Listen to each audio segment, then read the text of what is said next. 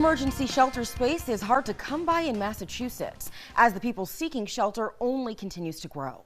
22 News State House reporter Ellen Fleming has a breakdown of the current numbers. According to recent data, families in emergency shelter has increased by 105% in the past 11 months as the state grapples with what to do with this ongoing crisis. The day before Governor Healey was officially sworn into office, there were 3,676 families in emergency shelter.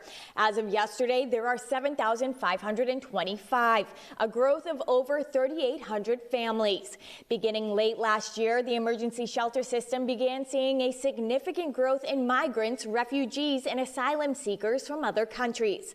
With the state having nowhere else to place these families, the number of individuals living in hotels and motels grew by more than 1,000%.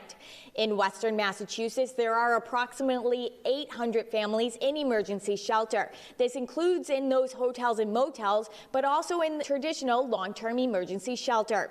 Now, since Healey placed a cap on families Massachusetts could guarantee housing for, the number of families on the waiting list has also steadily increased. On November 30th, there were 104 families on the waiting list. As of Monday, there were 140.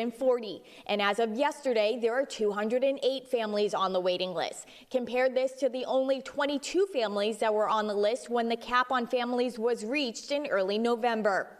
In the supplemental budget, which passed this week, the governor now has to provide the legislature with bi-weekly reports on the shelter crisis.